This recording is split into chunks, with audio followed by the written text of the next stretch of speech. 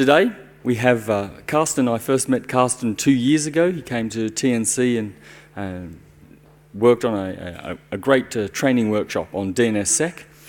But one of the other things that Carsten and men&mice do is they offer a range of IP address management tools, and today he's here to talk to you about IPv6 Multicast, which hopefully isn't as difficult to deal with as v4 Multicast. Yes, correct. Thank you, Brooke. Hello, everybody. Welcome here in nice Iceland, the home of the company that pays for my daily bandwidth, men&mice. So I want to talk about IPv6 Multicast, and that is my public agenda. I also have a hidden agenda, like almost people have, and the difference is that I will tell you a little bit about my hidden agenda. My hidden agenda here is not only to talk about multicast, but also to open your eyes and ears a little bit to look left and right if you transition to IPv6 usage. That you not just copy over what you have in IPv4. Because IPv6 is a new protocol. When it was designed some almost 20 years ago, IPv4 was well known, and also some problems of IPv4 were well known. And so the designers of IPv6 had the opportunity to make some changes. So IPv6 is more than just IPv4 with long addresses. And multicast is just one example where this shows, but not the only example. So this is what I want to talk today, a little bit about history of multicast, and to also tell you that multicast in IPv6 is not the same as multicast in IPv4. It is much better. A little bit of definition, what is the different unicast, multicast, broadcast, or anycast? Where's the difference? When do we use that? And I have some case studies. And I deliberately choose case studies which are apart from what usually is being connected to multicast. If you search on a search engine in the internet about multicast, what you often see is video broadcasting, audio broadcasting, things like that. But multicast is more. It's not only video broadcasting. You can use that for all kinds of networking applications. And I will show you some network infrastructure applications where you can use multicast, such as DHCP in IPv6, such as the X11 protocol for graphical Unix applications, network time protocol, and DNS. So let's jump in. Here's a timeline of multicast development and also IP development. It all started, of course, in 1969 with the ARPANET, and then in 1983 we got TCP/IP and the internet we know today. And then only in the 1990s, Steve Deering invented or discovered multicast, and in a way to be able to address multiple machines without sending multiple packages. I will go a little bit deeper in what multicast is and how it works in a few slides. But important here is to notice that multicast has been developed at a time when IPv4 was already deployed. So multicast for IPv4 had been retrofitted into an existing protocol, and that shows. Multicast in IPv4 kind of works, but it can be really difficult. And it can be really difficult to do right. The same Steve Deering who did the multicast work also worked on the IPv6 protocol, and that is probably one of the reasons why IPv6 and multicast are a much better match. IPv6 has been designed with multicast in mind. It has been designed to be used with multicast. A lot of development, especially in the university space, happened then in the 1990s. Test beds, first multicast networks, and so on has been developed. And if you look after 2005, 2004, it gets a little bit. I'm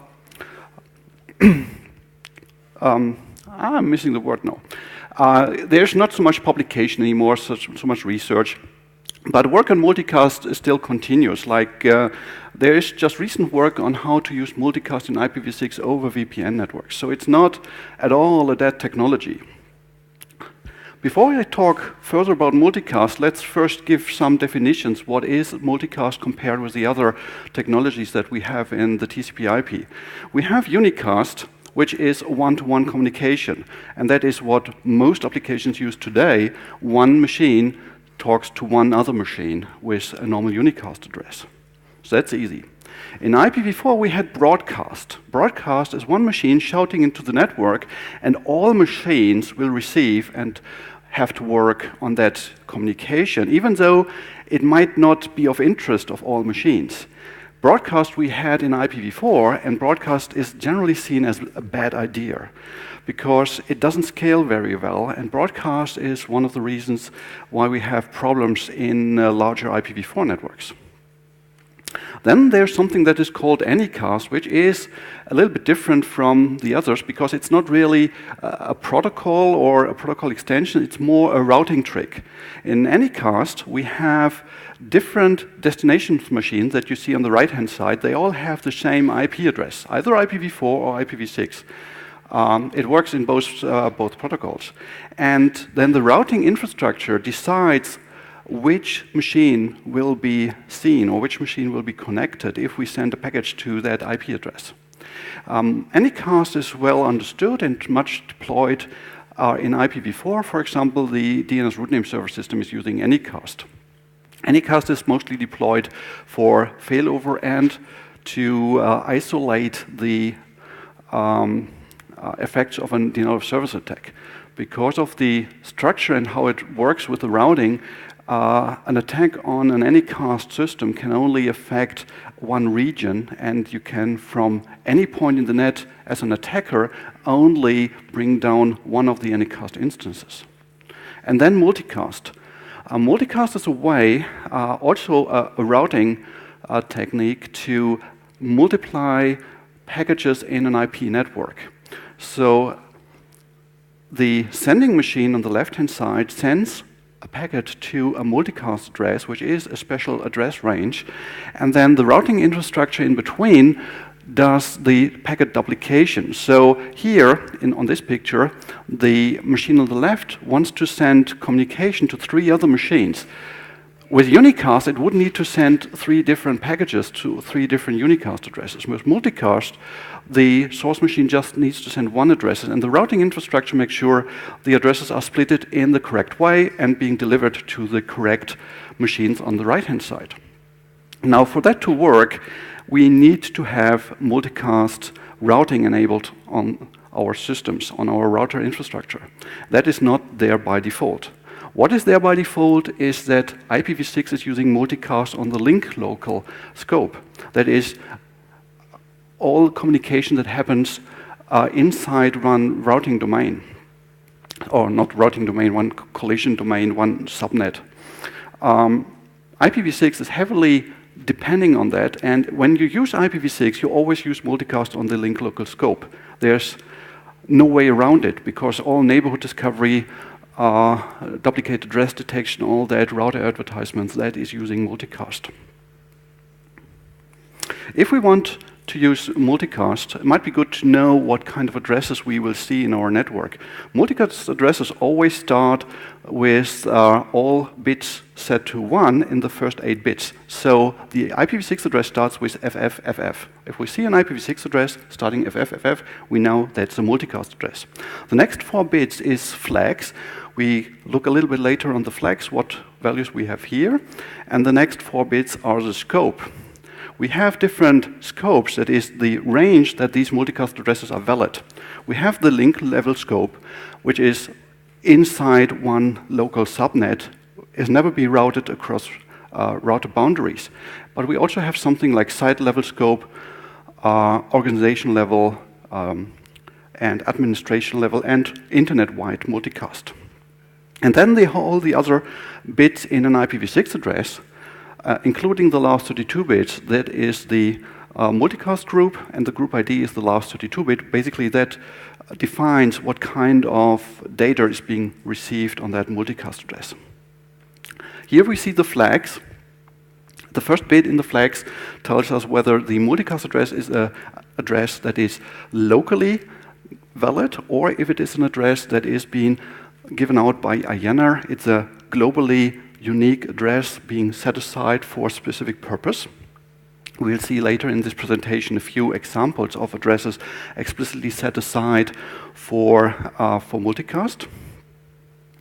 Bit number 1 is set if the prefix of the multicast address is being embedded in the address. That is a special version of a multicast address where an organization can create its own multicast addresses, which are unlikely to clash with any other multicast addresses from other organizations because the prefix is embedded there, the prefix, the IPv6 prefix owned by that organization.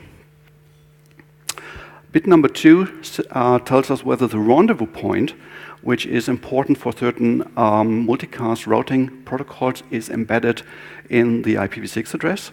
Having the rendezvous point embedded in an IPv6 address is also a reason why IPv6 multicast is much easier than in IPv4. And bit number 3 is currently undefined. And here we have the scopes. Because we have 4 bits in an IPv6 address is directly seen as 1 digit of that address. So that is the 4th digit from the left-hand side of an IPv6 multicast address. And we have these values here. We have value number 1, which is interface on node local. That is all multicast on one machine. That never leaves a machine.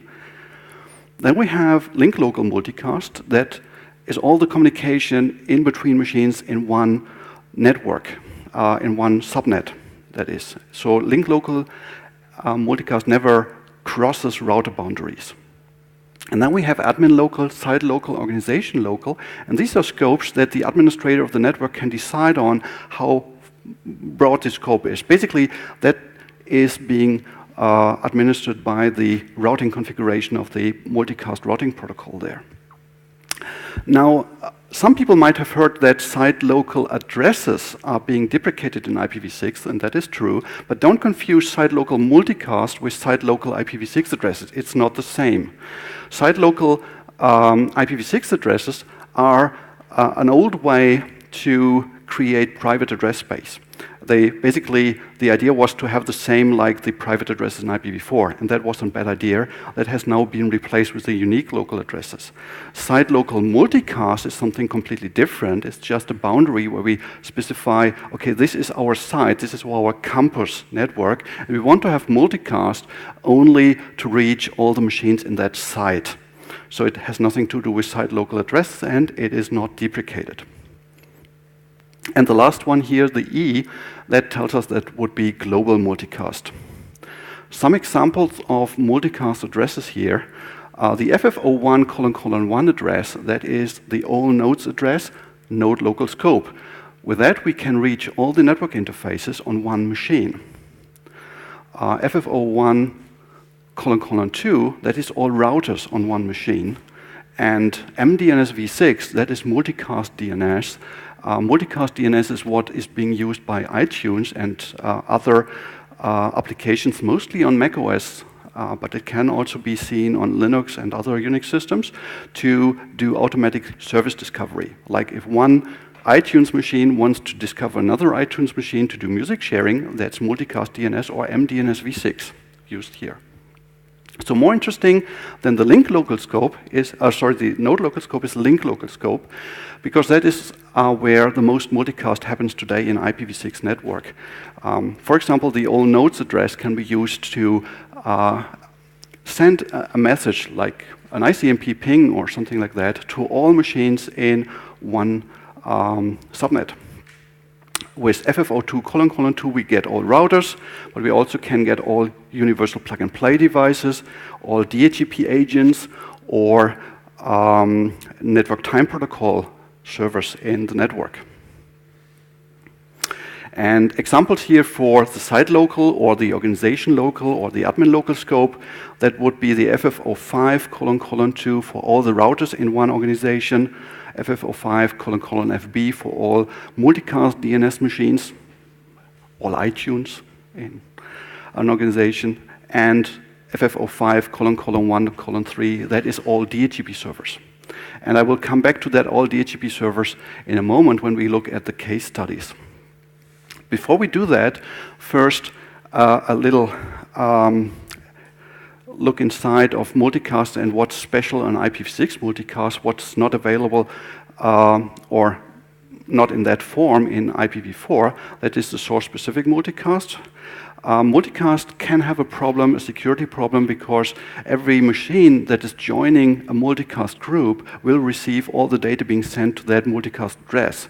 And that can open attacks, because someone in your network can just plug in a machine, knows about that multicast address, and starts sending junk to that address. Maybe it's sending so much junk that the application is being stopped or has problems.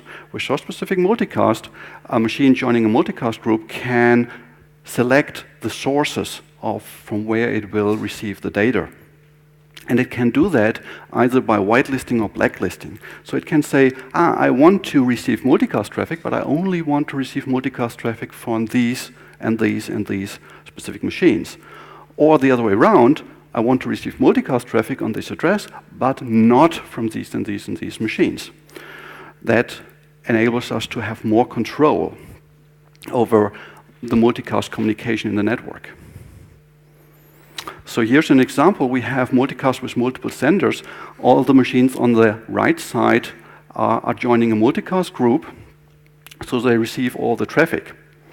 And in normal multicast, that is without source-specific, all the machines receive all the data. So the machines on the left-hand side sending data to a multicast address, all the machines on the right-hand side receive all the data.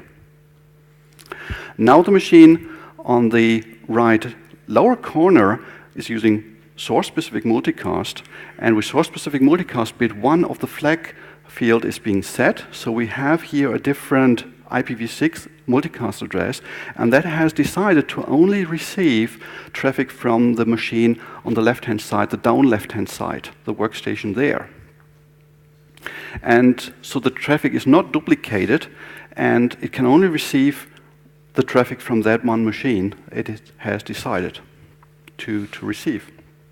So the attack vector is smaller. So this is just a reference that you can later look at how a source-specific multicast IPv6 address is being created. In the flag field, we have the number of 3, so it starts always with FF3 because it is a source-specific multicast address is by definition a local address. It's never an address that is globally valid. In addition, it is possible to embed a Unicast prefix into the address. And the title here is slightly wrong. I have updated that, but unfortunately it seems to be not the latest slide deck. You can either have the source-specific multicast address or you can have a Unicast prefix embedded here. This one shows both, but that is not really possible. But what we see here is that in the first block of the IPv6 address, we have the flags and the scope. This is flag field is 3, tells us it's source-specific multicast. 5, the scope, site local scope. Then we have a reserved field, all zeros, and then the length of the prefix, 6/64 in this case.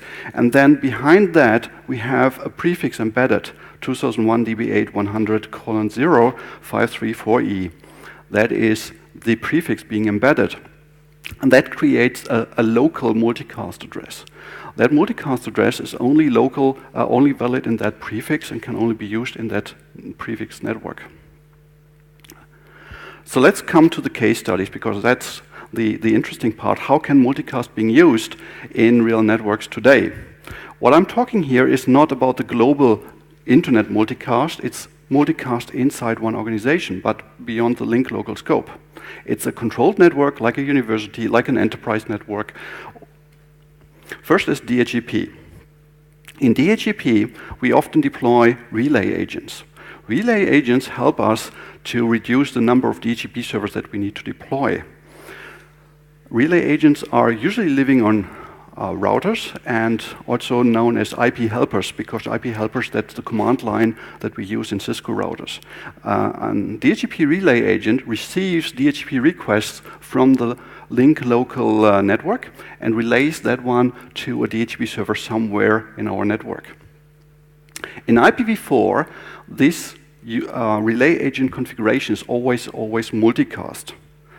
not Multicast, Unicast. So we configure one specific address or two specific addresses of our DHCP servers that we have. When we deploy a new DHCP server at any point of time later, we have to change all our routers. So here's an example. In this network, we have configured the relay agents on our routers on the left-hand side, directly pointing to the IPv6 addresses of our servers on the right-hand side. So the workstation, if they send DHCP requests, that will be seen by the router. The router will forward that request to the DHCP servers. That works the same way in IPv4 with DHCP-v4, and I see a lot of people, when they transition to IPv6, they just copy what they have in IPv4. They do it the same way. They do it with Unicast. They could use Multicast. So the problem here is if we deploy a new DHCP server that we see now appearing on the right-hand side, we have to touch all our routers. We have to change the relay agent configuration there, and we have to configure a new IP address for the new machine that is appearing. Now that works if we have 2 DHCP servers. It works if we have 3 DHCP servers on some routers. But if we want to have 10 DHCP servers for redundancy, for failover reasons, then it is very hard to find a router firmware that can let us configure 10 different Unicast addresses for the relay agents. If we use Multicast, then just we configure one address. We configure the Multicast address as the forwarding address, as the address to reach our DHCP servers. We have a static configuration on the routers, and the DHCP servers in IPv6 by default listen on the FF05:1:3 IPv6 multicast address. We don't have to do anything about that. That's by default. All that we need to do is enable multicast routing on our routers and make sure that works fine. And then if the workstation sends a DHCP request, that will be seen by the router, and then a multicast package will be forwarded and will be seen by all the DHCP servers. If we deploy a new one, we don't have to change anything on the routers. The new one will just be there and will receive the traffic. All DHCP servers will receive the same traffic. They all will answer, and the client will pick the fastest one or the one that gives the best information. Another case study is X11. X11, the protocol to remotely access an Unix application, a graphical application. That is using broadcast in IPv4 to find these applications. It usually only works on local subnets. The workaround of that is to have a chooser machine that has a configuration and tells all the other machines where to find the application in the network. In IPv6, we can use Multicast for that. So what we can do is we can configure all the machines on the right-hand side that have X11 applications to listen on a multicast address. And there's an extra address, FF05:12B, that has been set aside for X11 applications. If we do so, and then someone on the workstation starts an X11 server, and the chooser will then send out a multicast request, will request, oh, give me a list of all the X11 applications in my network, and all the applications will receive the multicast, will respond with their name and their capabilities, and the X11 application can then create a list of all the applications available in that network. Again, if a new application is being deployed, nothing needs to be changed. The new application automatically appears once it is in the network. Another is NTP. I've been told I have to speed up a little bit. NTP is the time synchronization. Also, we can use multicast here. We can configure our time sources on multicast addresses, and then all the clients and servers that need reliable time can send their request to the multicast address and get the time back. It's even better. In NTP, we have something that is called mitigation. Mitigation is not a new protocol or something like that. It's just a way how NTP can be configured. In mitigation, every client is itself a server of time information. And with many casts and IPv6, NTP can create a mesh of time sources. Every consummate of time can also be a server of time, or any client can be a server. And then the algorithms in NTP automatically figure out which is the most reliable, the best time source, the shortest latency to get this information, and will automatically reconfigure if the network changes or if the time sources changes. Again, a big time saver we don't need to reconfigure. And the last one is DNS over multicast. That is more an experiment that I do. This is nothing that is internet standard. It's an experiment. It's more a hack that works, but it solves a problem with DNS failover. That is between a DNS client, a resolver, and the DNS caching server. Usually that is configured in the resolve.conf, and in IPv6 we just have unicast addresses in the resolve.conf, up to 3. The problem now here is if the caching resolver fails, then for every DNS request, the operating system will run on a timeout.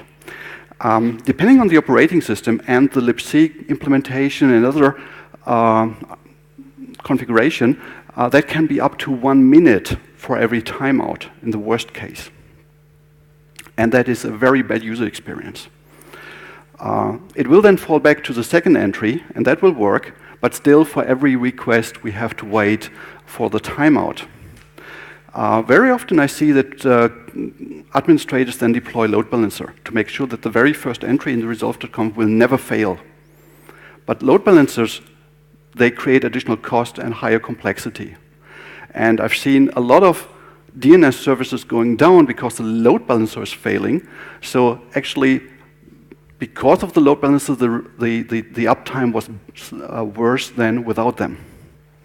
Solution here, and keep in mind this is experimental, I'm still working on that, is to put a multicast address on the first name server entry in the resolve.conf. So the first request is going over multicast, is being seen by all caching DNS servers in our network, and all will answer. So this adds a little overhead to the system because we're getting, as a client, multiple answers back, and we only use one, but we always use the fastest one. So it's a very good user experience. If one DNS server fails, one caching name server fails, we don't see that as a client because we still get one answer back, the fastest one of the ones that are still operating. We only will see if it fails, if all the DNS server failing. Some stuff that needs still to be tested here is the fallback to TCP for larger answers. What about security here? We're talking about DNS. We probably want to have DNSSEC validation then. I've done an experimental prototype implementation for this because there's currently no DNS server that you can configure on a multicast address. Neither bind, nor unbound, nor power DNS support multicast. But on this MCDNS, multicast DNS proxy that you see there on GitHub, you can configure a small daemon that is receiving DNS requests on multicast and is forwarding them to link to the loopback unicast address. And with that, you can make any DNS server that is existing today into a multicast DNS server for your own testing. If you do test, I would appreciate if you can send me feedback if it works for you. So, conclusion. Multicast can be used to simplify network administration and also the design of networks. Some knowledge on IPv6 multicast routing is required. You should check if your hardware, your switches, your routers support multicast. If they don't, throw them away. And next time you buy new equipment, make sure multicast is in the list. But keep in mind that multicast routing in IPv6 is not much harder than IPv6 himself. If you're already learning new stuff, there's no reason not to look into multicast, and because it can make your life easier in the long run. That was my little talk here. Do we have time for questions? We don't really have time for questions, but the bonus is, actually, I do want to have questions for Carsten, but Carsten actually has a booth in the far end of the in the exhibition hall. So, like me, please take your questions to Carsten directly, because I'd like to know, whether Multicast is baked in all over the place. I also have another reason for you to meet me later at the booth. That is, if you want to try Multicast and IPv6 in your network, but you are not comfortable doing it alone, for everyone coming to our booth and asking for it, I will select one organization or one group, and I will come to you somewhere in Europe for 2 days without cost. So I take all the cost, the flight, the hotel, and everything, and we can then implement IPv6 Multicast in your network. 2 days free. The only thing is, I need permission to write a blog post or something over the outcome of that. So that is my offer to everyone that wants to try out Multicast and IPv6. Thank you. Sounds like a pretty good offer from a vendor. Thank you, Carsten.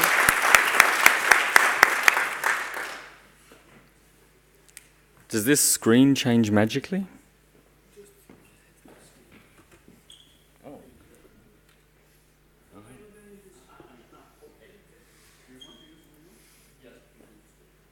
What are we? 25. Very good. And what is happening? Nothing. I just thought the computer was updating. Next, we need to move quickly on to Marco, and hopefully I can keep him to time as well as he can keep himself to time. It works? Okay, yes. Hello. So I'm going to describe one tool that has been developed in the CNR, National Research Council of Pisa in Italy. Here we are using IPv6 already since some time, and we found that it is useful to have some tool to check what is going on the network, and we use it also in order to mitigate a bit what the problems caused by rogue arrays, but the real value of this tool is rather finding what's going on the network rather than eliminating the danger of rogue advertisements. So why doesn't it work? Maybe so.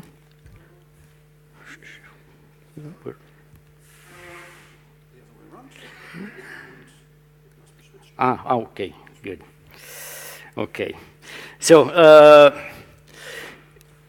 the real usefulness of this tool is both to give confidence to those who want to put IPv6 in their networks, but also it may be useful to those who have only IPv4, because even on IPv4 networks, IPv6 is already present, and so the need to check what the IPv6 addresses that are circulating on the LANs may be important also on those networks.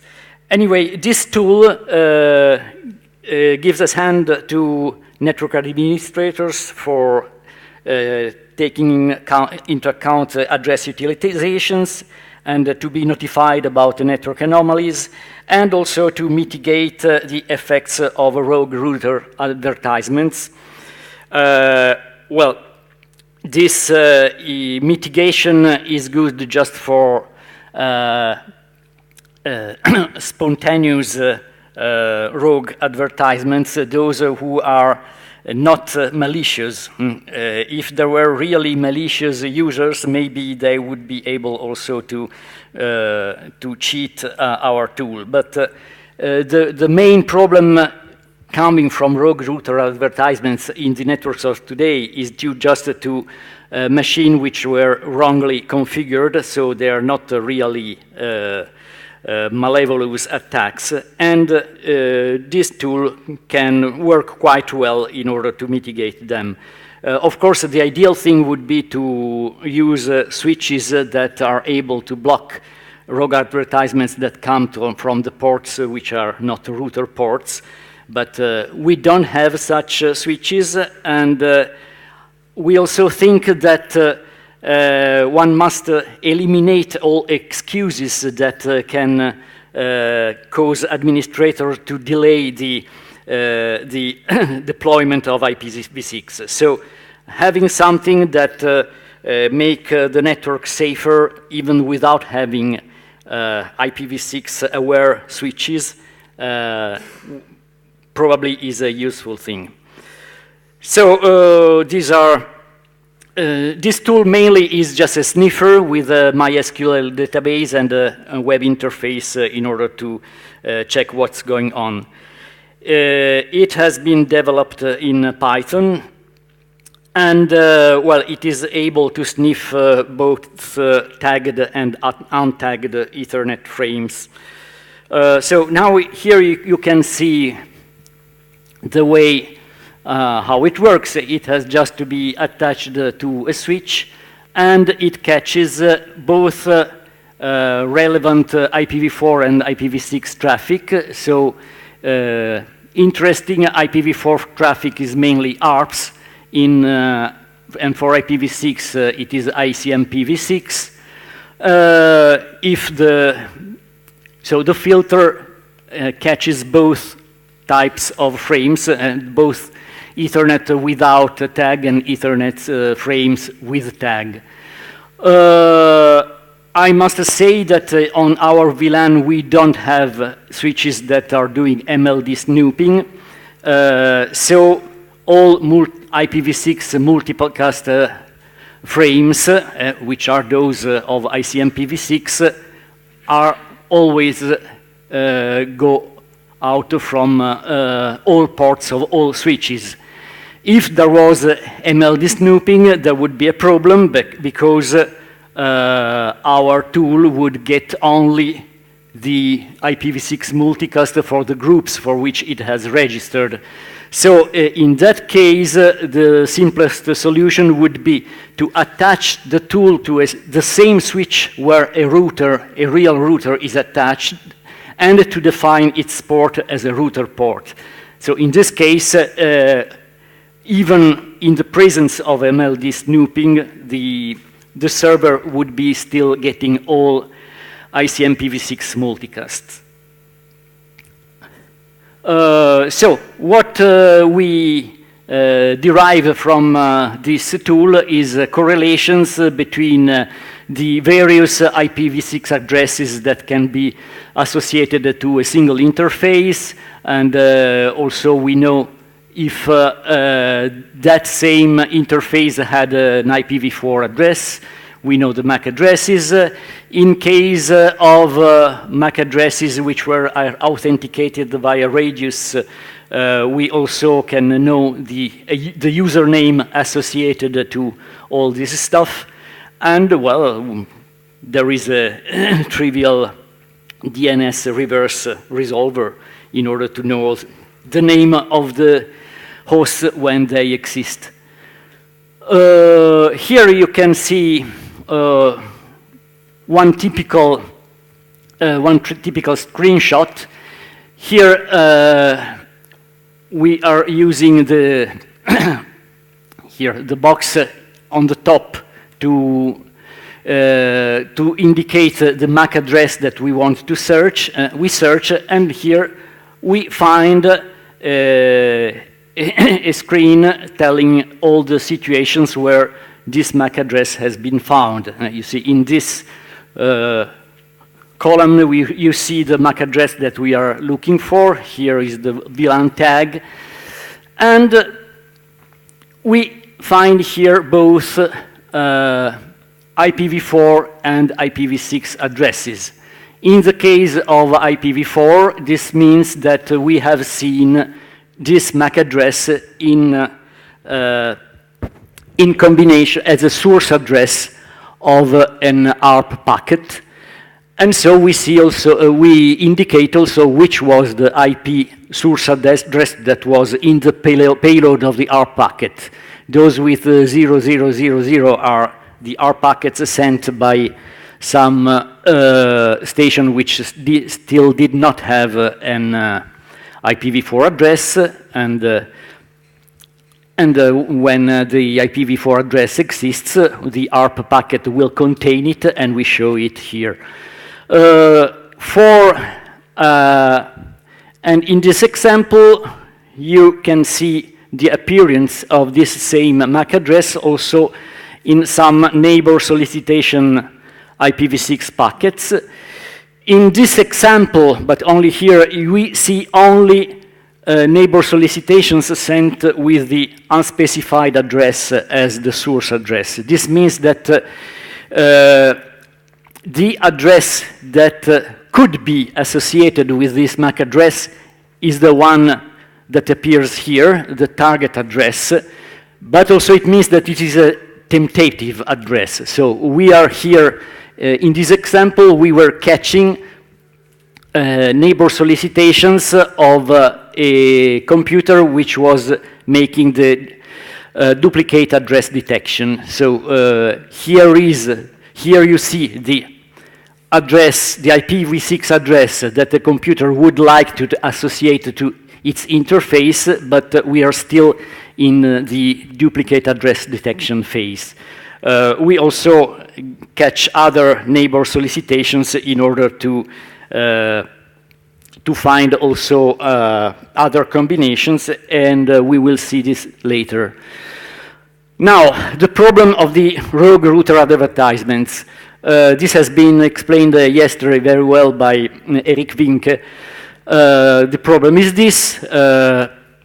One router sends the correct router advertisements. A PC, a misconfigured PC, sends rogue router advertisements, and all other PCs on the network get confused.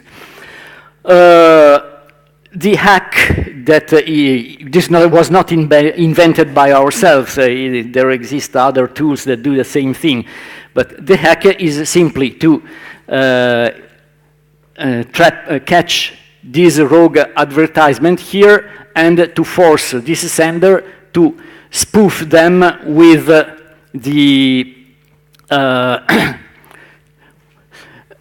with timers changed. Router lifetime equals 0 tells all the other computers on the link, don't use this link layer, link local address as an address of a router. This second timer is set to 0 when the prefixes contained in the advertisement were not correct. Sometimes there may be a rogue router advertisement, which is a rogue because it is not a router, but which is advertising correct prefixes. In this case, the valid lifetime should be left at the value different from 0, because if we say that the lifetime of a prefix is 0, then all the computers think that the addresses that they had auto-configured from that prefix have become invalid too. So,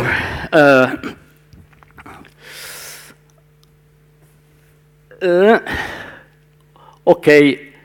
Our tool keeps track of all arrays that are captured, both the good ones and the bad ones. And it has a list, a manually configured list of valid advertisement. So there is the need of some initial tuning in order to tell it that some advertisements are valid. And whenever it sees that, whenever it sees that some new advertisement arrive, it sends a notification to the network administrators, and so they can intervene and change a flag on the tool in order to see if this new advertisement is valid or illegal.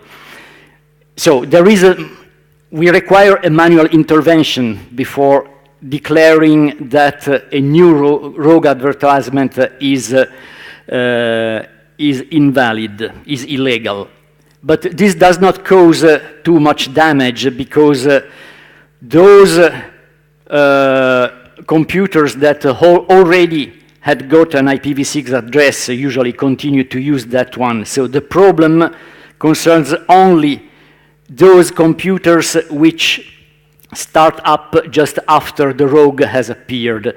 And so if the administrator corrects the problem, declaring the rogue as illegal quite quickly, very few computers are affected, and just after the intervention, the problem disappears.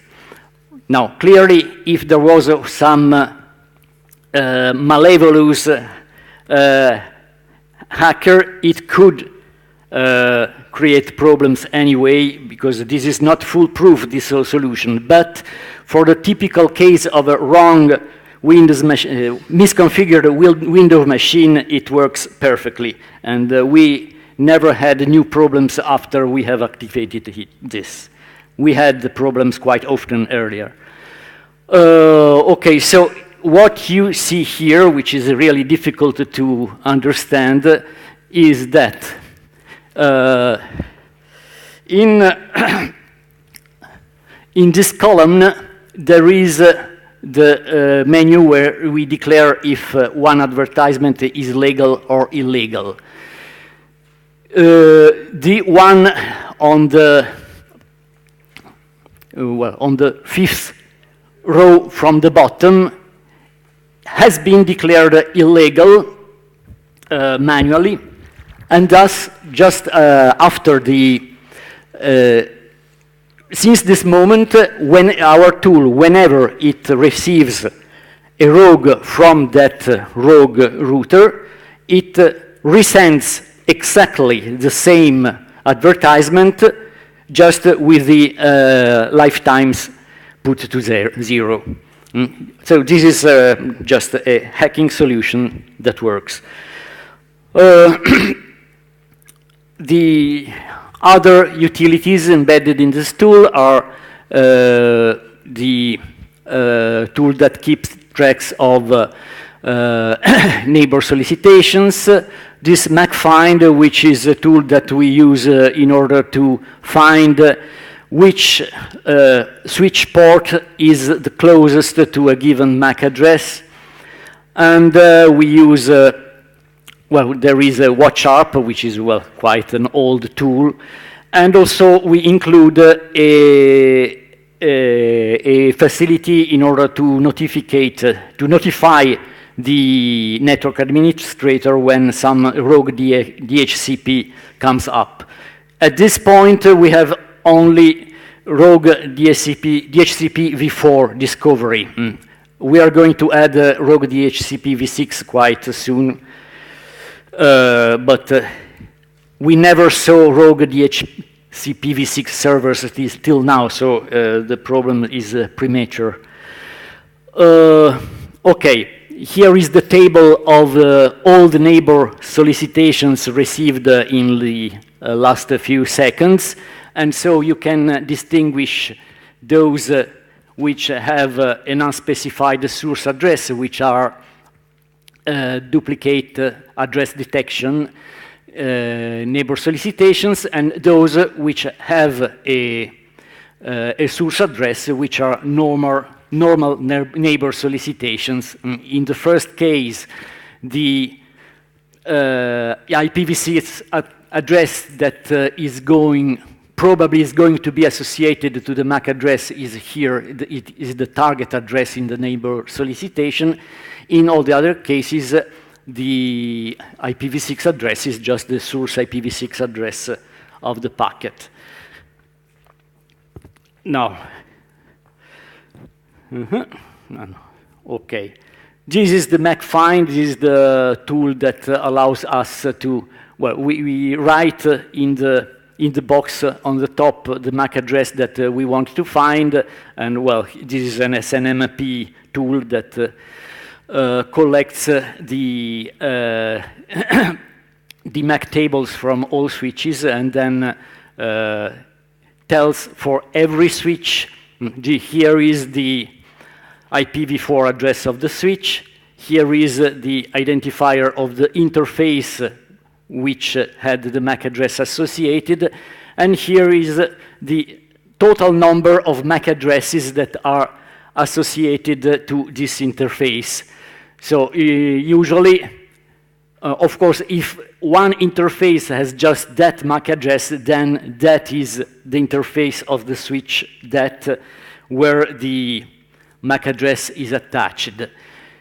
Sometimes we don't find one interface with just one MAC address, and so we have to use heuristic means in order to try to guess where the MAC address is actually. Usually the interface with the smallest number of MAC addresses is the good one. Well, so this is what we saw for the neighbor solicitations. Here is the IPv4 version of the same thing. I don't think I must go deeper into this. And this also is the facility that allows us to be notified when rogue DHCP servers appear.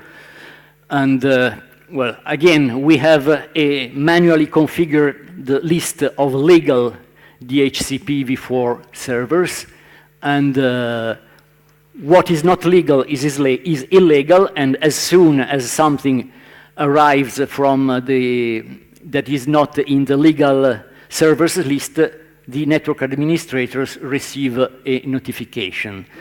In order to force rogue DHCP servers to speak, we send from our tool itself artificial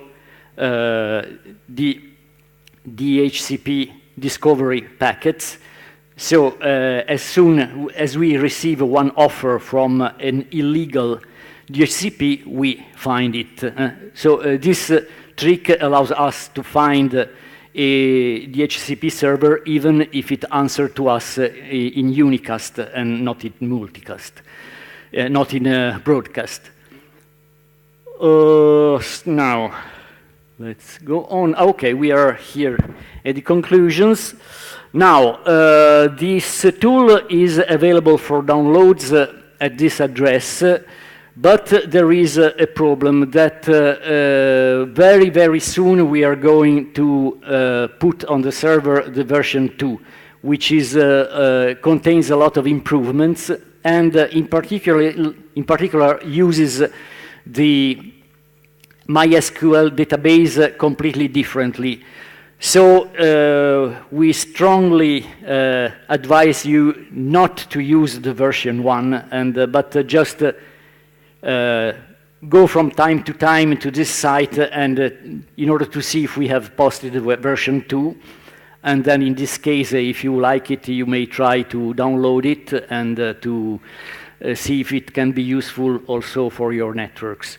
You must be, don't be afraid, it does not cause inconvenience, because the only cases where the tool speaks, usually it just listens. It speaks just for the rogue router advertisement mitigation, and it speaks only if you tell it to do so. You have to say this rogue advertisement, this router is a rogue. If you don't say so, it is just silent, and so it cannot do damage. And at the same time, I think this can give courage to all those people who are still waiting to implement IPv6 because are wondering what will happen if I lose control of my network. Well, with this one, you have quite a satisfactory control. Okay. Put your hands together for Mark, I think. Okay. Do we have any burning questions? Otherwise, you...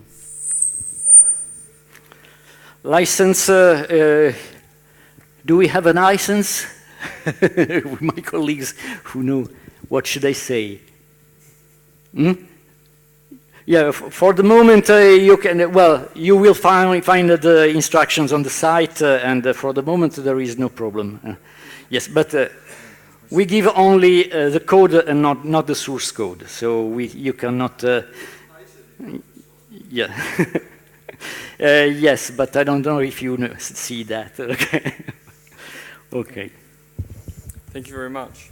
And next up, we have Miriam from the RIPE NCC, which is hopefully someone familiar to all, and at least in 20 minutes' time, she'll be definitely familiar to all.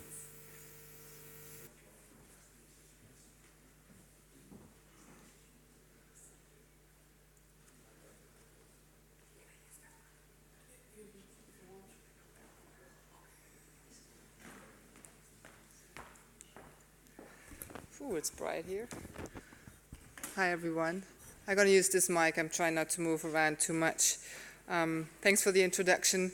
This is going to be totally different level. I'm just going to show you a bunch of pretty pictures and graphs, and I wanted to just give you an overview of the current status of IPv4 address runout and also the uptake of IPv6. Okay, maybe shouldn't go too close. Just an overview of the topics that I want to, is this still on? Hello? Is this working? Yes, okay. Just a quick overview for those who are not familiar with the RIPE NCC and the regional internet registry system. Then a few words about where we stand with IPv4 and what we're going to do when we reach the last /8 of IPv4. And then a few slides on IPv6 statistics and measurements that we've been doing over the last few years. And I've showed some of this last year, so it's pretty much a bit of an update. Some words about the World IPv6 launch and our involvement in that. And then at the end, I just want to give you some pointers also to some other activities that are related to IPv6, but also some other technical projects we're involved in. You're probably familiar with this. There are 5 RIRs, 5 regional internet registries. They're serving the community, the networking community in those regions, as they're colored here on the region. On the slide is ARIN for the Americas, LACNIC for Latin America and the Caribbean, AFNIC for the Africa continent, and APNIC for Asia and the Pacific. And then the yellow part is kind of Europe, and it's a bit bigger than Europe, really. Europe and the Middle East and the former Soviet Union. And so what do? We are an independent membership association. Our main activity, our main service is to hand out IP addresses to our members, but related to that, there are a whole lot of other services that we provide. Currently, we have around 8,000 members of various sizes in all these countries on this map. And yeah, you can find all the members also on the website. So IPv4, where are we with IPv4? Should I still even talk about IPv4? Are we all using IPv6 by now? Certainly after Jeff's talk this morning, I hope you do. This is just an overview of where we stand. You've probably seen this. The red line is IANA's pool of free IPv4 addresses. They handed them all out last year, so they don't have any left. They gave the last /8s to all the 5 regional internet registries. The demand is still increasing of IPv4, so we're still allocating more IPv4 addresses than ever before, which is kind of worrying, but well, there still are some addresses left. This is an overview of all the IPv4 addresses, just to give you an idea. They're about half of all the IPv4 address space is, well, the RIRs are only responsible for about half of the address space. The rest has been allocated already prior to that directly by IANA or have other purposes. And so if we only concentrate on these addresses that are under the RIR system, if you will, then this is how they have been distributed. And that's pretty much it, unless it will be decided to transfer some addresses from one region to the other. But at the moment, that's how it stands. APNIC, the yellow part, and then RIPE NCC the green, and Aran is blue, and then LACNIC red, and Afrinic the greenish gray. So that's the number of /8s of IPv4 addresses that these registries have been given out at the end of last year. So it's kind of a yearly graph.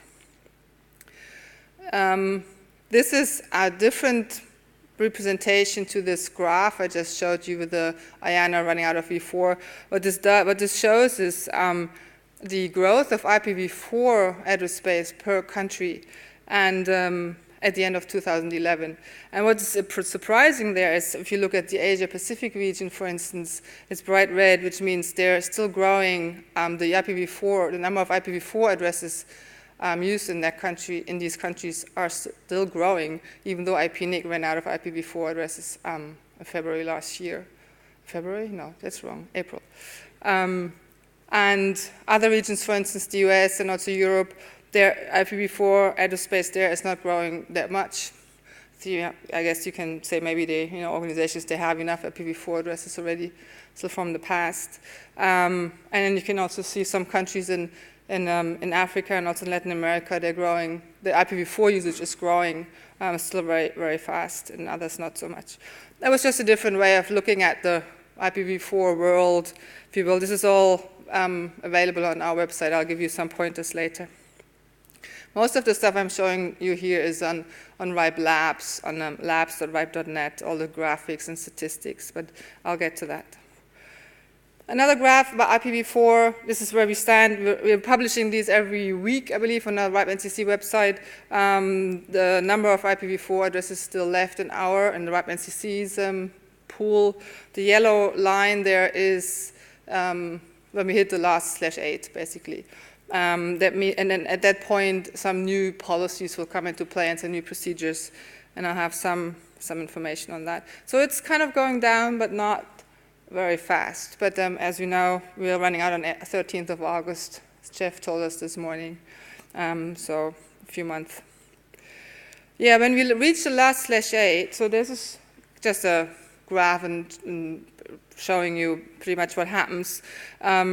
That means we still have IPv4 addresses left after that, but as I said, there are different allocation policies will apply, and then after that, obviously after we run out of that, we have only IPv6 addresses left. So yeah, when this will happen, we don't know. So just a quick overview of those who don't know that, and maybe that doesn't really apply to you here because you probably already have IPv4 and IPv6 addresses. But then once we hit the last /8, members can only get one /22, and they already have to have an IPv6 allocation, and also they have to still prove the need, or demonstrate the need for the IPv4 addresses. And there will be no provider-independent address space after that. And that's all documented in the policy, in a community written policy in the URL that's on this slide. I wanted to include a few slides here on legacy address space because I assume some of you might have addresses from way back, because naturally the academic networks, they were one of the first networks using IP, and a lot of them got IP address space directly from IANA back in the day before the RARs even existed. And so here on this pie chart, you can see what portion of the IPv4 address space is called so-called legacy address space, which means address space that kind of falls outside the RARs or has been handed out before the RAR system was put into place, which means, they've been handed out under different policies. However, we've been trying to encourage at least those legacy address space holders in our service region to register the addresses in the RIPE database, make sure the data there is accurate. If they're not a member yet, possibly becoming a member of the RIPE NCC for various other reasons. But pretty much, the most important thing is really to keep the data in the registry accurate and up to date. Right, so what should you do now? If you have you should certainly start thinking about, deploying IPv6, and most of you already have done so. I saw this morning, and that's just a few advice, a good advice of what you could do now. Make plans. Make sure you're offering IPv6 also to your customers. And because, as we saw this morning also in Jeff's presentation, continuing using NAT and CGNs is not the way forward. What can you do? If you're a network operator, make sure your network is IPv6 enabled. If you're a content provider, make sure your content is available through IPv4 and through IPv6. People can access it also our IPv6. If you're a software provider, software producer, make sure your software is compliant with IPv6. And the same for hardware vendors. Make sure your hardware is compliant with IPv6. There's actually a document that the RIPE, like some people in the RIPE community wrote. It's still, I think, under the RIPE number 501, but it's going to change soon. And it's a bit of a requirements document. If you're investing into new equipment, or if you're reaching out to vendors, or to you're outsourcing a network, building a network, then there are some guidelines and what this equipment should be be complied with and compatible with, and how you can make sure that it's actually IPv6 compatible. So I encourage you to look at that if you're going to invest into new equipment or new networking. Right, so that's all about IPv4, because this is the IPv6 session, so we need to talk about IPv6. So this is a graph that shows the number of IPv6 allocations we hand out per quarter, I believe, yes. And you can see a big peak there last year at the time when IANA handed out their last IPv4 addresses to the RARs. So then at that point, everybody felt, oh my God, now I have to get the last IPv4 addresses, because the RARs are running out. This is only the RIPE NCC's IPv6 pool. So it's kind of slowed down a bit, but it's still higher than it was before. And obviously, we're keeping an eye on that. We also developed a system, like a rating system. It's called IPv6 ripeness, where we assign 4 stars, 4 rating categories to all our members. It basically means you get 1 star assigned if you have an IPv6 allocation. Another one can be earned by having your reverse DNS set up, having a root 6 object in the routing registry, in the RIPE database, and having your prefix visible in the routing table. And so we kind of keep track of this, and this has been amazingly encouraging for members to actually make sure that they're listed as a 4-star IPv6 ripeness LIR. They're all listed on this website that you can see there, and it looks like this. Well, that's one way of representing it. That's the entire service region.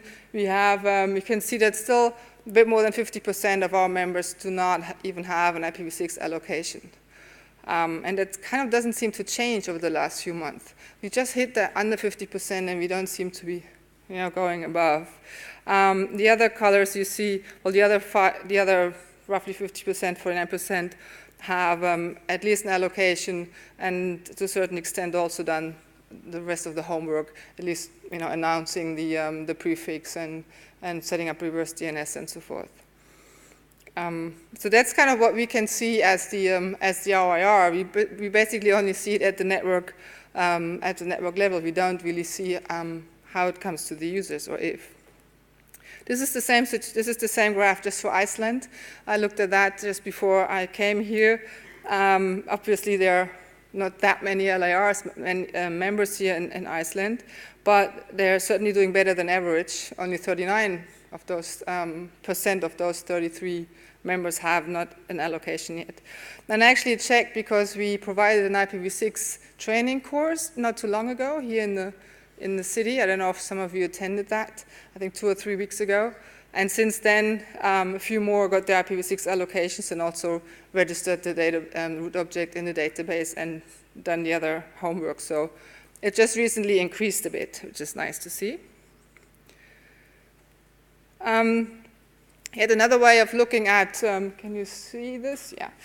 Looking at IPv6 deployment. And again, this is only at the network level, but this shows is the number of AS numbers in a country announcing one or more IPv6 prefix.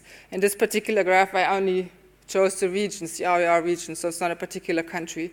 You see the yellow line is the average of all countries and all regions, and the blue line is the AREN region, the red line is AFRINIC, orange is APNIC, so they're doing pretty good with IPv6, announcing it at least, and the green one is this region here, RIPE NCC region, and the purple is LATNIC. So they're all pretty close, except for APNIC is kind of the highest, but it's also only at around 17%. And you can find this graph on that URL, and you can actually specify individual countries there. And you can, if you mouse over it at the right margin, you can see the actual number of ASs and how many have announced IPv6. So that's been pretty useful for organizations, for instance, like the OECD as well. IPv6 Launch, obviously we also are participating in that, and there will be an event in Amsterdam that we're working together with universities of Amsterdam and a few other organizations, and we're putting together a program. And also what we're going to do as the NCC particularly is measuring progress during the day, like we have done last year on IPv6, World IPv6 Day. We also want to do that again this year, measuring if we can see increase in IPv6 announcements and deployment, whatever we can see. We're also providing IPv6 training, as I just mentioned. We've done that here in the country a couple of weeks ago, and we just started another set of trainings, mostly targeted to the government organizations also, and mostly the networking staff of the technical staff of government organizations, and they're really hands-on technical trainings for them to deploy IPv6 on their network.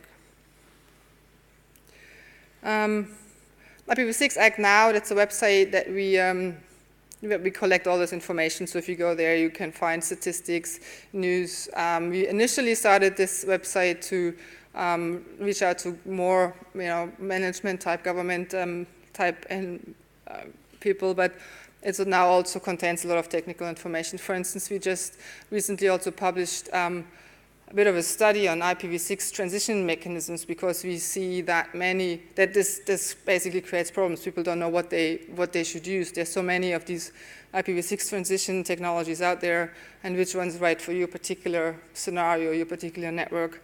And so we put together some information there to help our membership. As I mentioned, all of this is on RIPE Labs, labs.ripe.net. There's a whole bunch of statistics, measurements, all kinds of new tools and prototypes that RIPE NCC is providing, but also external presentations or external contributions. For instance, just recently, a colleague from IPNIC has published some other IPv6 related measurements on labs. They're really interesting to compare to other measurements I just showed you. And lastly, I wanted to have a small plug-in here for RIPE Atlas, which is another tool or another activity we started. And I think I presented on this actually in more detail last year, because we had just started it then, and we handed out some of these measurement probes that are here. They're here on the slide. And just recently, we actually implemented some functionality where you can use the RIPE Atlas infrastructure to test the IPv6 on your network. So there are around 1,500, I think, active RIPE Atlas probes out there at the moment. And so even if you don't have one, you have to be a member of the RIPE NCC, but even if you don't have one of these probes, you can use the data produced by all the other probes to actually test IPv6 on your host. That's pretty useful. So if you go to that website, you can find out more about that, or come to us later. We actually also have a booth out there, so if you have any questions, you can come out and ask and get some more information. And this is the last slide. I just wanted to put in a map here. That's also something we produce with RIPE Atlas. In this particular case, it shows the IPv6 round trip time from the location of each of these probes to kroot, the kroot server that the Wide CC is hosting. And you can see the green ones are doing the shortest RTT, and the black ones, they're actually not even reaching kroot. So there's still a large variety of performance there. And you can go to the Atlas, the RIPE.net website, to see more of these maps. And that's just an overview of all the URLs that I mentioned throughout the presentation. And please snoop around and find some more useful information on there. And that's pretty much it. I hope I got us back on time. Yeah, it just ticked over. So yes, do we have any questions? Are we stretching? No, we're stretching. Okay. Okay. Someone will rush at you with a microphone if you stretch too much. No more questions? Well, if you do, go and see the RIPE people in their booth. It's in the little hallway near the Terrainer booth. I have 2 Atlas probes, one at home, one at work, and they're really, really useful. I can just look at graphs all day. So far we've had Carsten talk about the interesting things you can do with Multicast. We've had Marco convince you that you can monitor for rogue router advertisements, and well, Jeff this morning tell you that you should be doing V6 for a long time, not just now, and Miriam telling you how you can actually do it. So now we have Thomas, who's going to tell us from a practical perspective, if you still haven't done V6 on your campus, what they did and what you can learn in the next 20 minutes from him on improving your situation. Thank you for introduction. Try to. In my presentation, I'd like to introduce, share with you our experience with deploying IPv6 in the campus network. At the beginning, let me introduce a little bit our university, where we deployed IPv6. Brno University of Technology is the second biggest university in Czech Republic, have about 20,000 students and 2,000 employees. From the network perspective, it's a very interesting students' dormitory where we have 6,000 students, and it's a very nice place to make some experiments at the networking, etc. At the networking view, university is placed into 16 locations. These locations are connected through dark fibers that are property of the university. And on the network layer, we use HP and Extreme Network devices. Right. External network devices. On the network layer, we use OSPF and OSPF version 3. Core of the network is built on 10 gigabit Ethernet, and each of the locations, which we call sub-campuses, is connected over 10 gigabit Ethernet. External connectivity is provided by NRAN CESNet through 2 10 gigabits line. We also played with IPv6 for many years. At the beginning, we have completely separated infrastructure for IPv6, but in 2008, we decided that we have to go ahead with IPv6 to another place. We decided to move all current infrastructure to dual stack. In this time, we have some thoughts. IPv6 is here for more than 13 years, so that we expected that this protocol should be mature enough, and we also buy the hardware and software that supports IPv6 for many years. So we didn't expect any troubles with that. So everything should work fine. And we start deploying IPv6 at the campus network really seriously at each corner. The first problem we've met, and everybody who deploys IPv6 met, it's auto-configuration. IPv6 introduced a brand new auto-configuration mechanism through router advertisement. Eric Wink had yesterday a very nice presentation on this topic. But there is a problem with this stateless auto-configuration. The stateless auto-configuration doesn't contain address of DNS servers. currently there is a draft RFC that implements this missing thing, but this RFC is not implemented yet in the operating system. So there is another alternative to use DHCP version 6 for IPv6, but DHCP version 6 have different problem.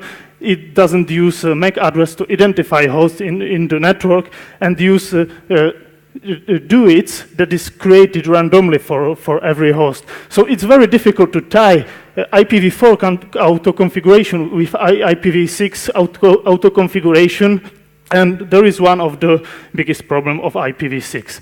And IPv6 is more complex and more complicated. In IPv4 we have a brand clear situation when we start with DHCP request, then we solve ARP on the server, and then we were able to communicate directly through protocol we wanted. In IPv6, it's a little bit complicated, and it makes some things more difficult, especially at the security level. So there is another problem with stateless auto-configuration and the DHCP, because DHCP is not supported by all platforms. So there is a problem which auto-configuration you have to choose. With DHCP auto-configuration, you have similar environment as you know from IPv4. So you have a well-controlled address, you can assign address directly to the host. But with SLAG, you have another problem that is called privacy extension. That means that the host creates an address with every re-authentication on wireless, or if the host is run for a long time, that creates set of address and use this address for communication randomly. So it's a problem with the tracking users, with tracking security incidents, and with accounting.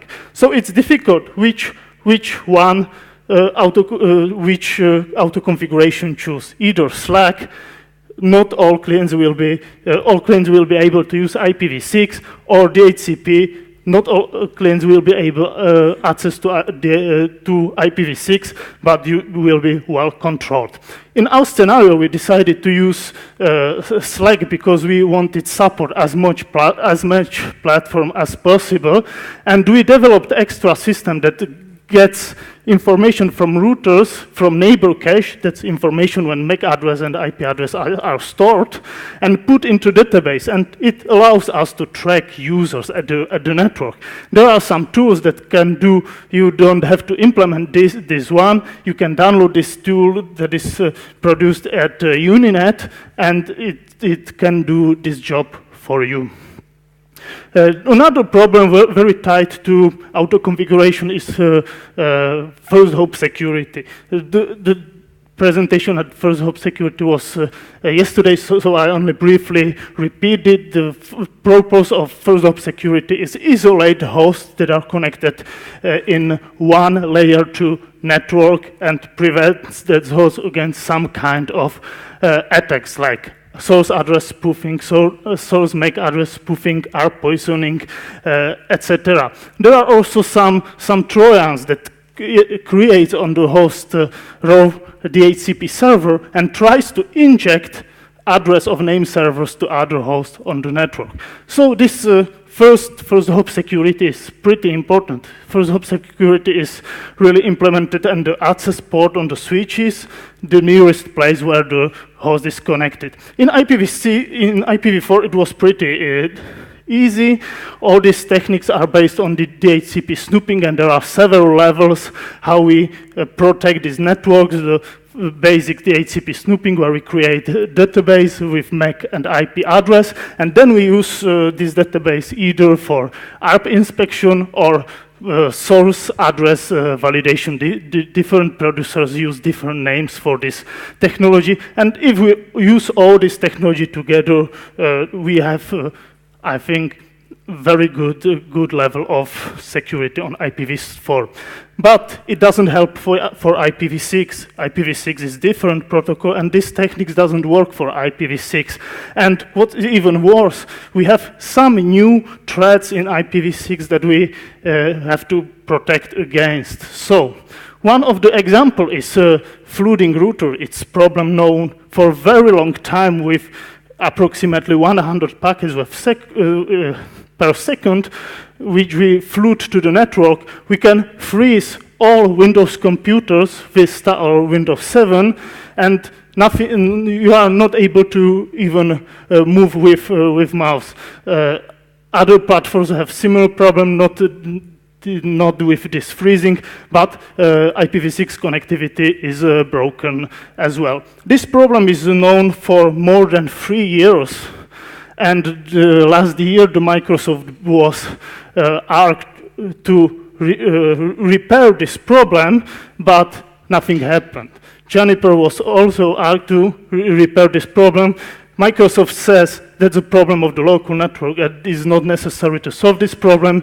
Juniper says that is a problem of ITF, and ITF first have to repair the standard, and then they will implement the solution. The result is that nothing happened.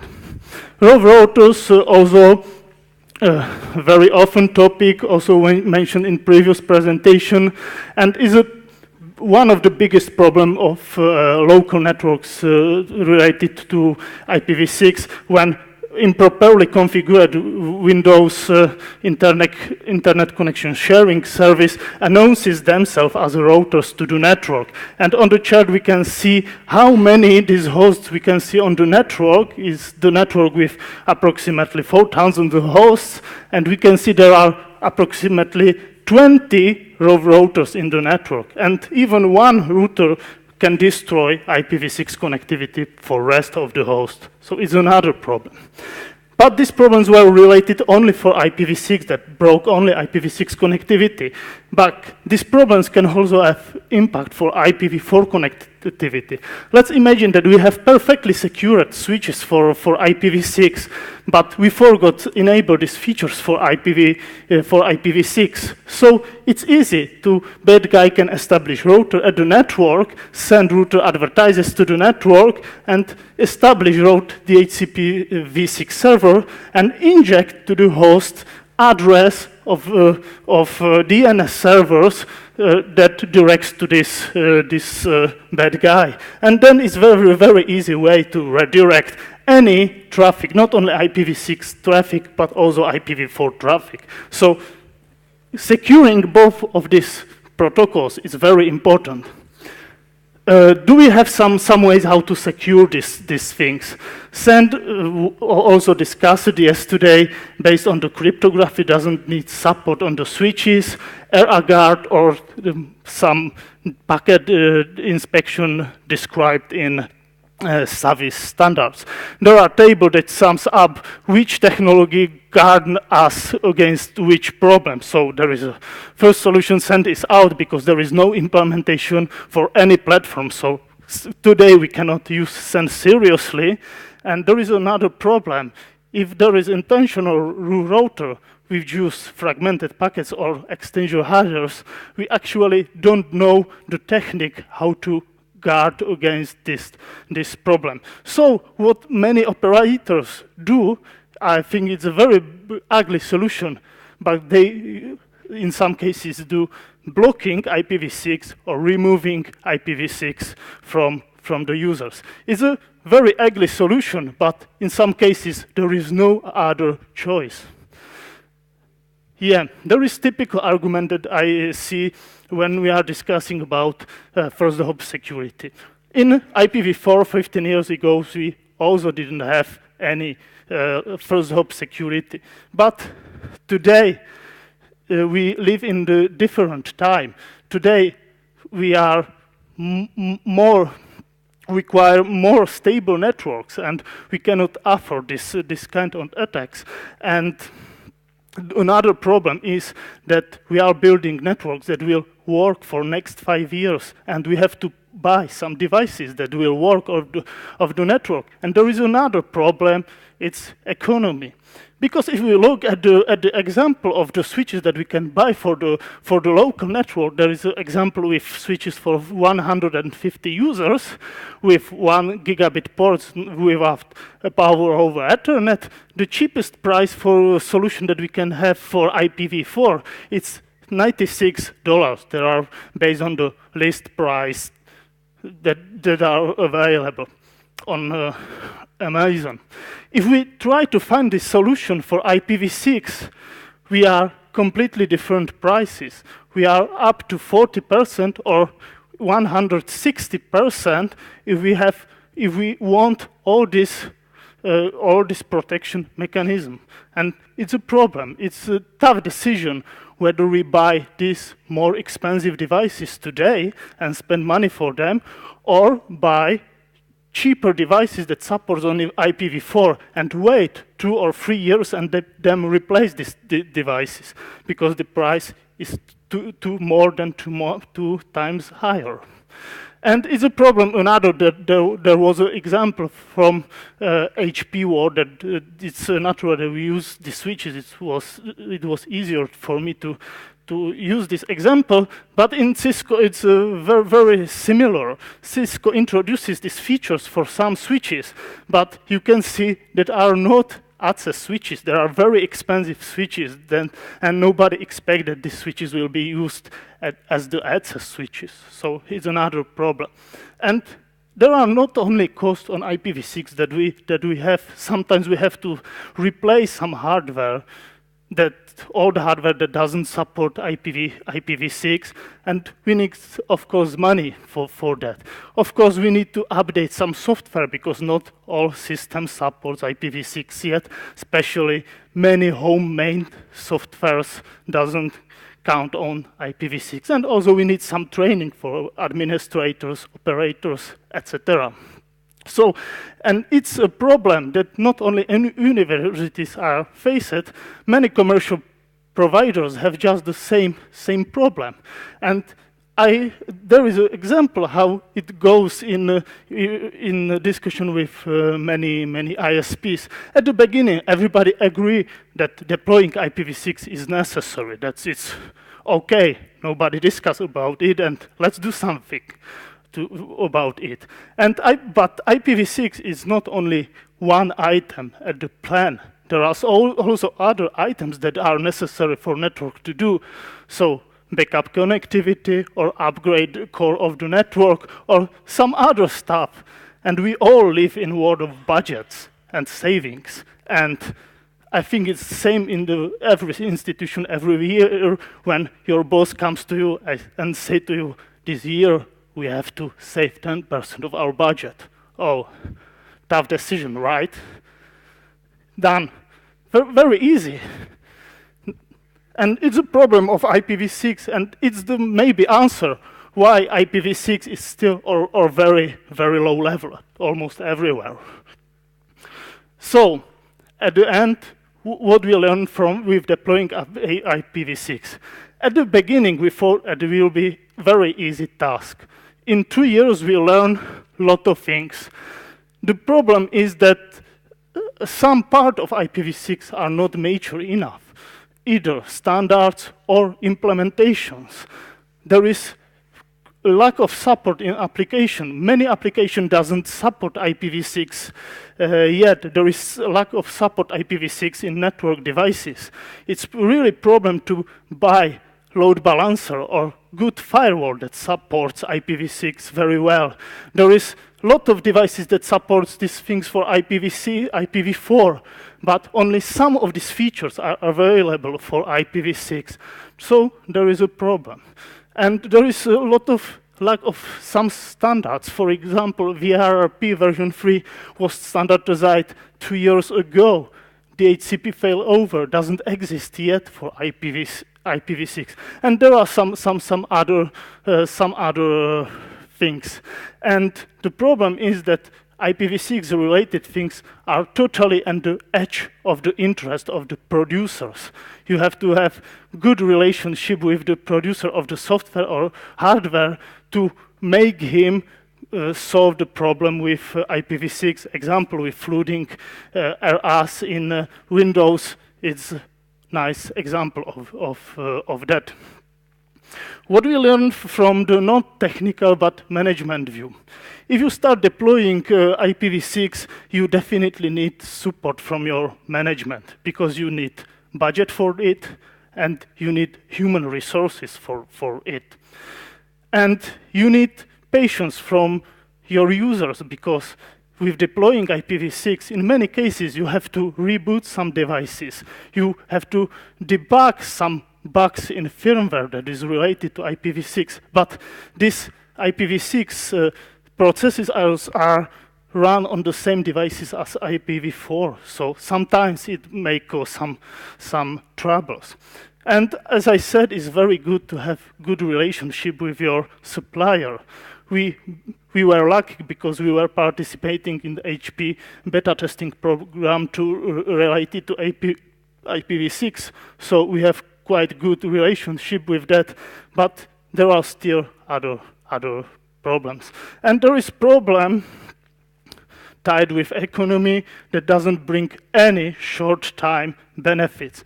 In our example, if we switch off IPv6 today at the university, nobody noticed because there are no services that are available only for IPv6, so it's a problem.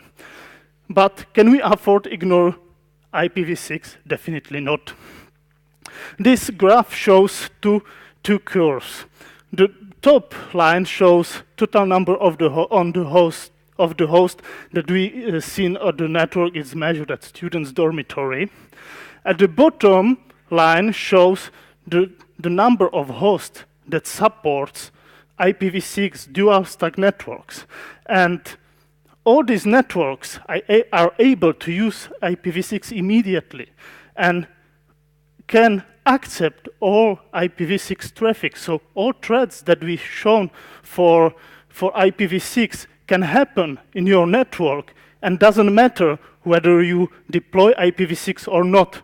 You probably already have IPv6 in your network, even you not deploy it.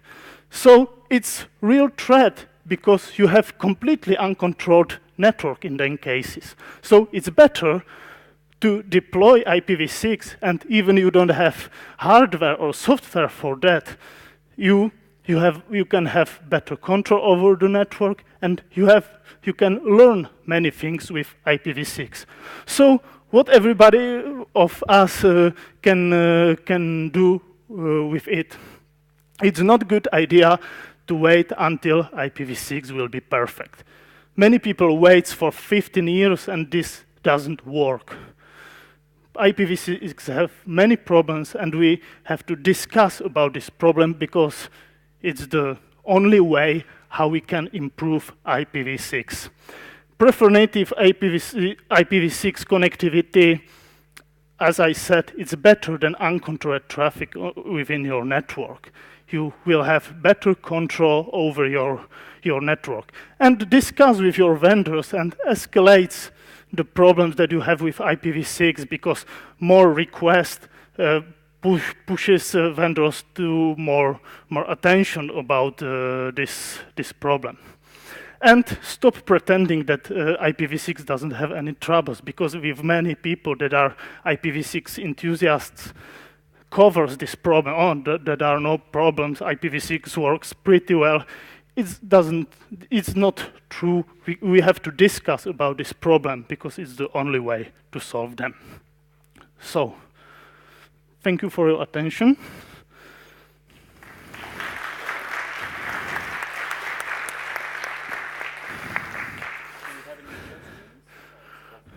Do we have any questions? I'm holding you back from your coffee, clearly. Okay. I have a system administrator who requires me to do v6 before he will give a v4 address to my virtual machines. So that seems to be a good deployment, because otherwise people are lazy and they will do v4 forever. Okay, well, you know who our speakers are, you know where to find them, so go grab a coffee and head back to their respective stands, or talk to Thomas and Marco directly. Thank you very much.